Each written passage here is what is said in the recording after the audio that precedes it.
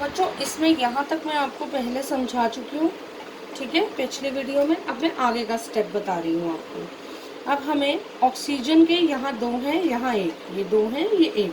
हमें ऑक्सीजन को संतुलित करना है। तो ऑक्सीजन को संतुलित करने के लिए हम क्या करेंगे, देखिए इसमें हिट एंड ट्राई करते हैं।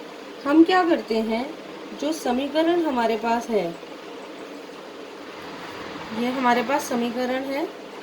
इस समीकरण में जितने भी मेरे पास सूत्र हैं, इन सूत्रों के इर्द गिर्द मैं ब्रैकेट लगा दूंगी, ठीक है।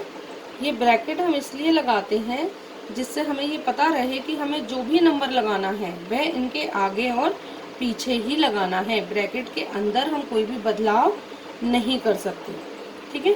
अब ऑक्सीजन के यहाँ 2 हैं, मुझे यहाँ 2 करने हैं, तो मैं क्या करूँगी, इसके बाहर ऐसे 2 लगा दूँगी। अब इसके बाहर जब मैंने 2 लगा दिया तो ये 2 मैग्नीशियम और ऑक्सीजन दोनों के साथ आ गया। तो मेरे पास यहाँ ऑक्सीजन के 2 परमाणु हो गए और मैग्नीशियम के भी 2 परमाणु हो गए। लेकिन इस तरफ मैग्नीशियम का 1 ही है, जबकि पहले मैग्नीशियम संतुलित था।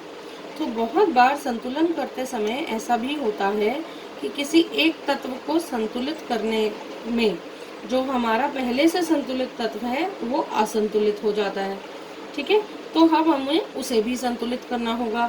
अब यहाँ देखिए हमने यहाँ 2 लगा दिया, तो ऑक्सीजन के यहाँ 2 हो गए और यहाँ 2 हो गए। देखिए यहाँ जो 2 लगा हुआ है वो ब्रैकेट के अंदर है क्योंकि वो ऑक्सीजन का सूत्र है, ठीक है। लेकिन हम जो 2 लगाएंगे संतुलित करने के लिए वो हम ब्रैकेट के अंदर नहीं लगा सकते, क्योंकि मैग्नीशियम ऑक्साइड का जो सूत्र है वो क्या है, मैग्नीशियम ऑक्साइड MgO, ठीक है। तो इस सूत्र में हम बदलाव नहीं कर सकते, हम सिर्फ सूत्र के बाहर बदलाव कर सकते हैं। अब ये 2 जो है मैग्नीशियम के साथ भी है, तो यहाँ मैग्नीशियम के 2 हो गए।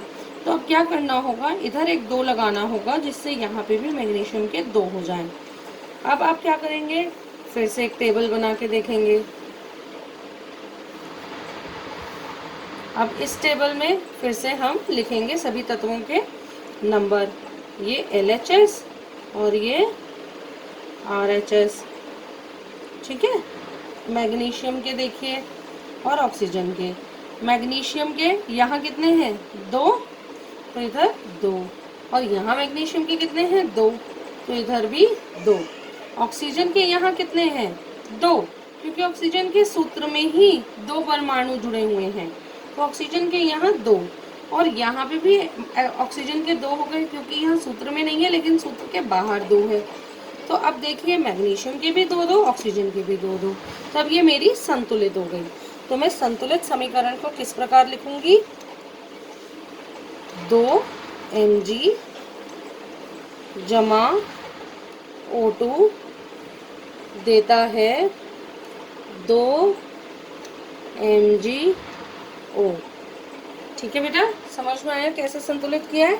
आप ये वाला समीकरण लिखिए, उसके बाद मैं आपको एक और समीकरण का उदाहरण दूंगी।